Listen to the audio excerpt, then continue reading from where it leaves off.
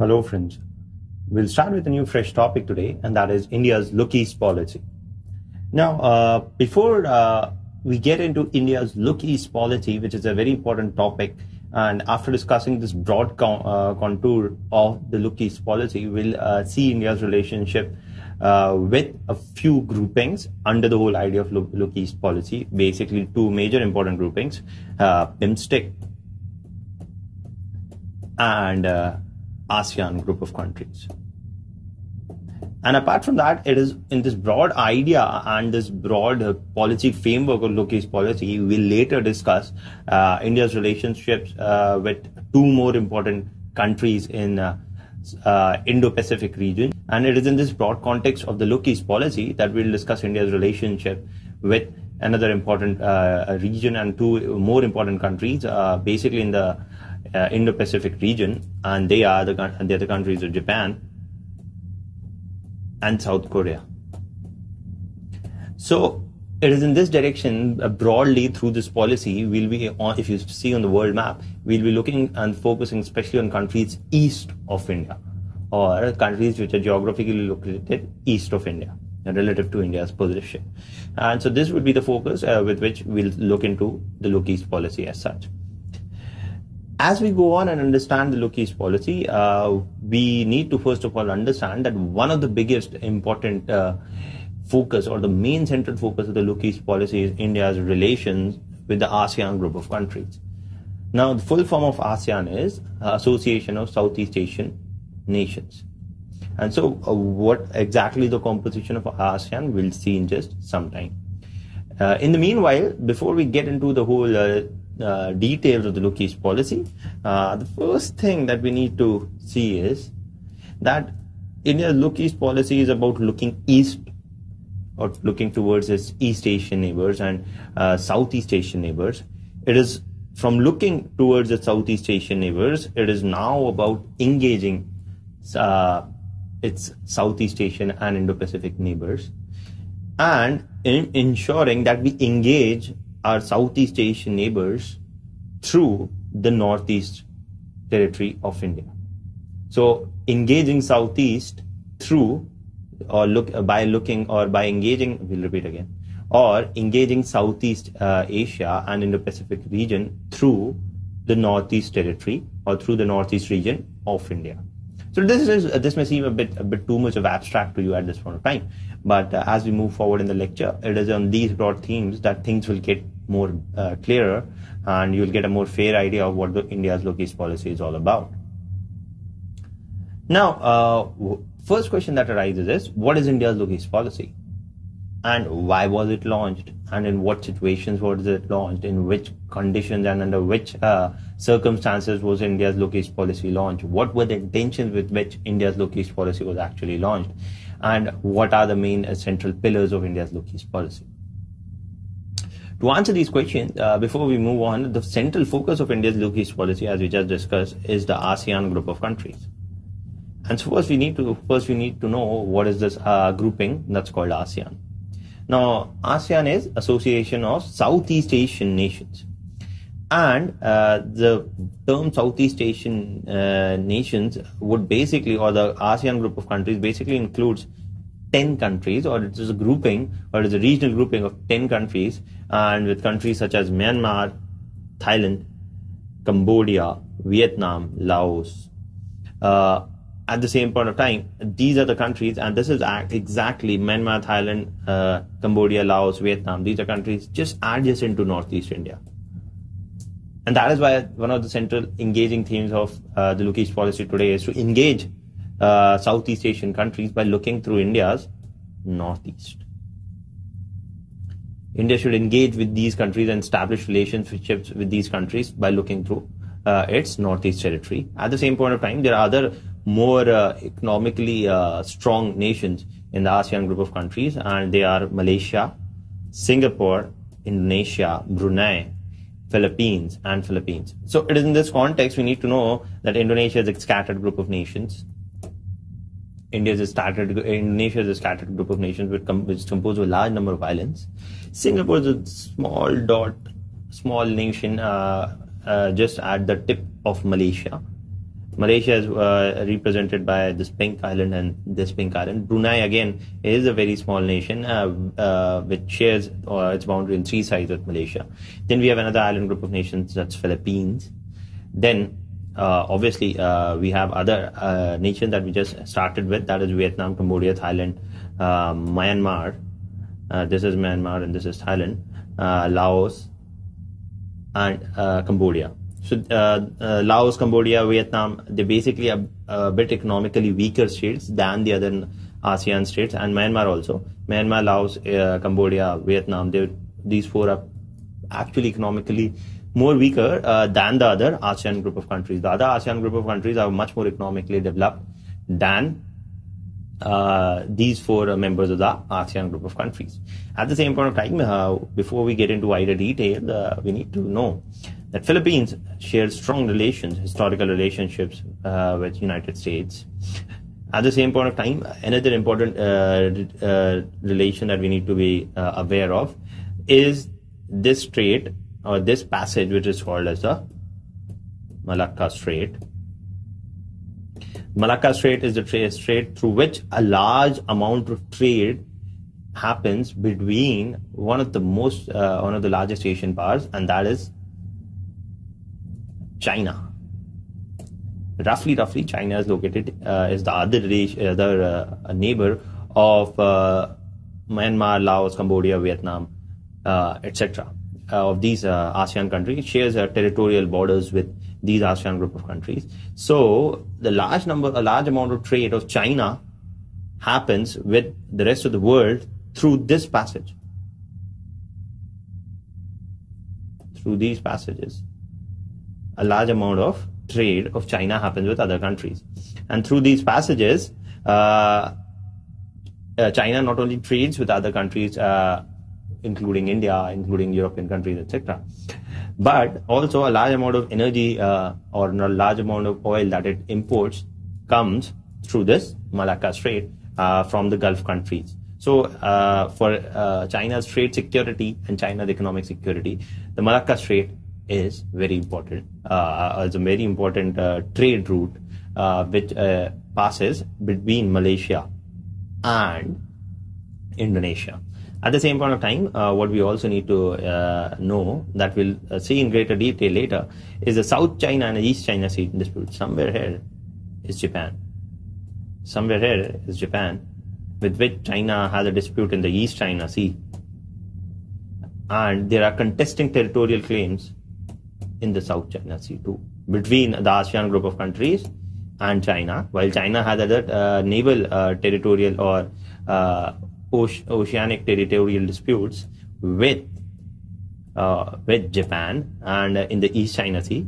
This is also the South China Sea, and it is here that there are conflicts between Philippines and China, Vietnam and China, for the claims of the territorial waters in the South China Sea. We'll see all this in greater detail. This is here we're just trying to get a rough geographical understanding of the whole map.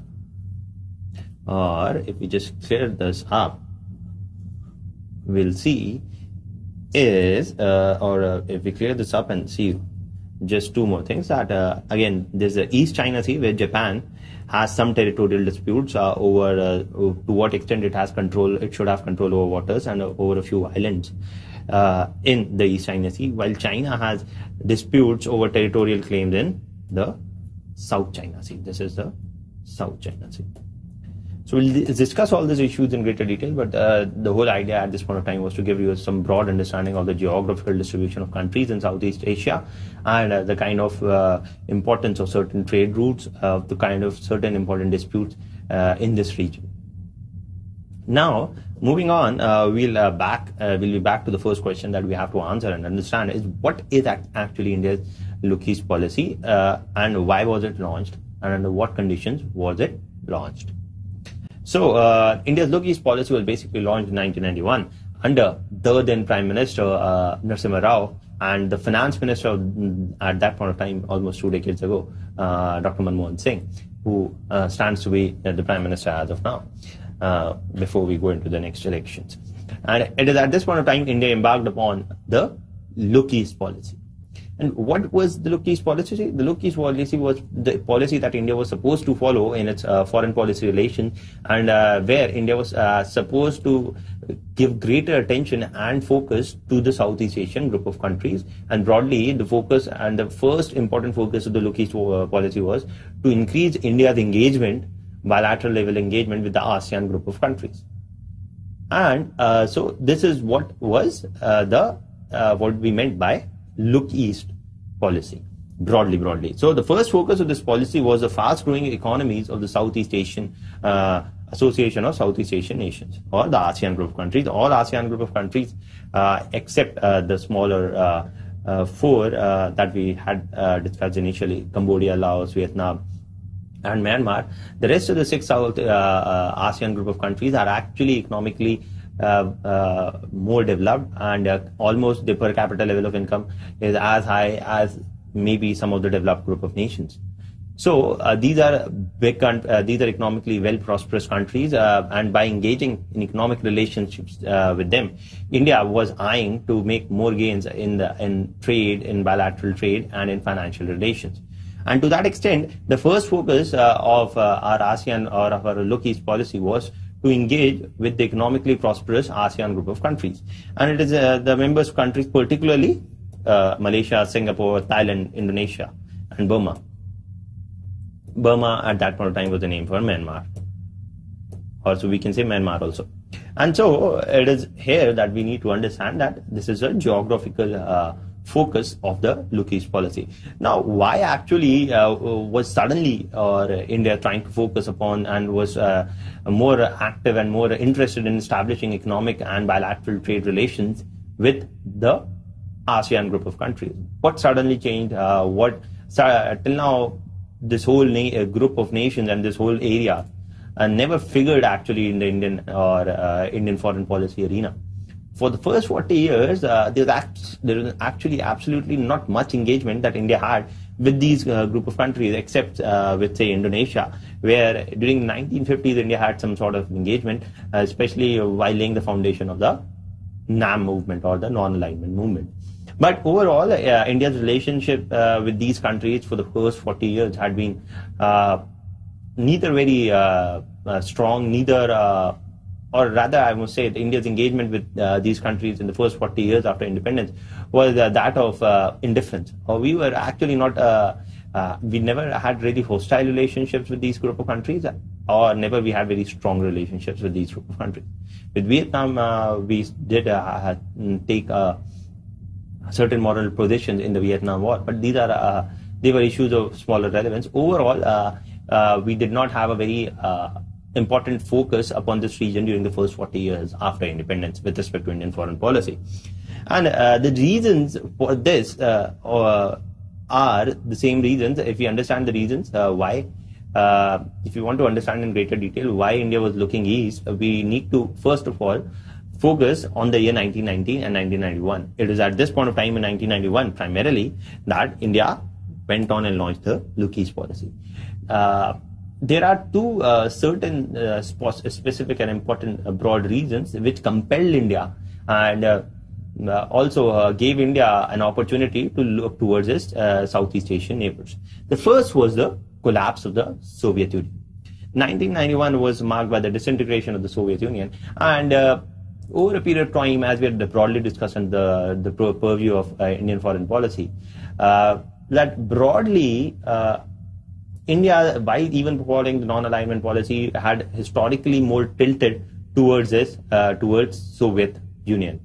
To the extent that in 1971 we signed a treaty of friendship and cooperation with Soviet Union, and even in other cases where Soviet Union backed India persistently upon the Kashmir issue in the United Nations, and vetoed and threatened to veto resolutions that were passed against India over the Kashmir issue in the United Nations. And to the extent that India was also soft on criticizing Soviet Union when it engaged in certain aggressive and interventionist stand in other countries such as Afghanistan or such as Hungary in 1956. But so overall, even while India was following a broadly non-alignment policy, it was more tilted at least towards Soviet Union. And to that extent, India had a long-term friendly relationship with Soviet Union in the first 40 years of its foreign policy.